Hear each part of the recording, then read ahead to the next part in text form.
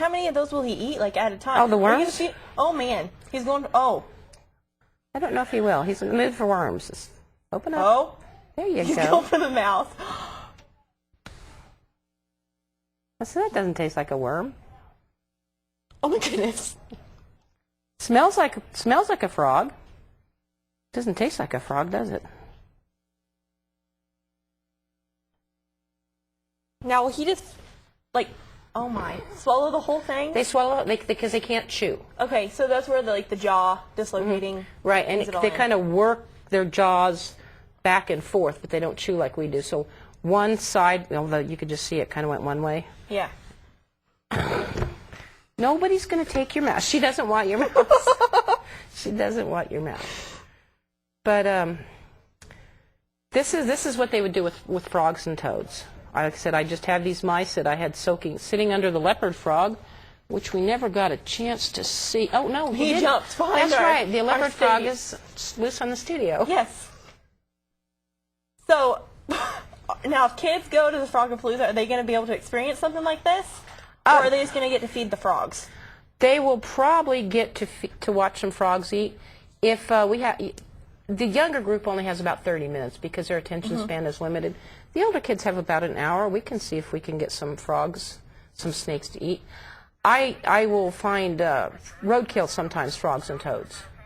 And then I will bring them in and feed them. I don't have enough frogs and toads at the museum to feed them to my snakes. So I'm pretty stingy with the ones I have. And you get attached to them when you raise them. Like I said, these were frozen mice. I didn't get to know them. So the other mice that you had, were they frozen too?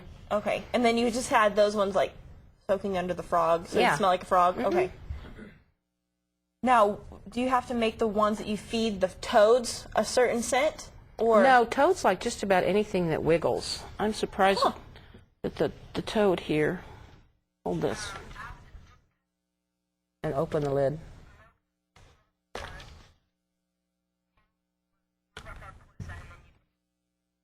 Open the lid. Oh, yeah. He's getting his I want something stance, but he's not doing anything. I don't think that he's thinking about eating.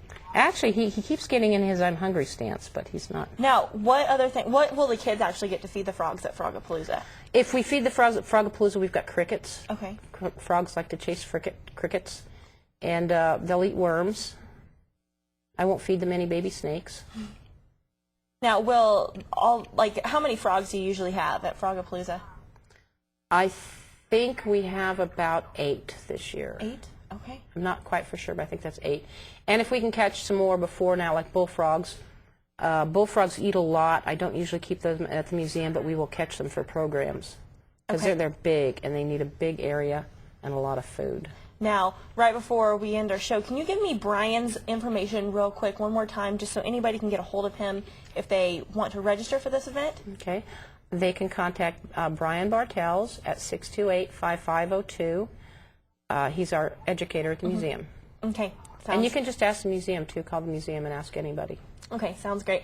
Well, thank you very much for coming on the show today. Thank you for bringing all of your interesting animals with you, because that's been a lot of fun. And thank you all for tuning in to this episode of Around Town. And like she said, if you want to get in touch with anybody about Frogapalooza, just contact the Sternberg Museum. Thanks. I'm Brandy Doggett, and have a nice night.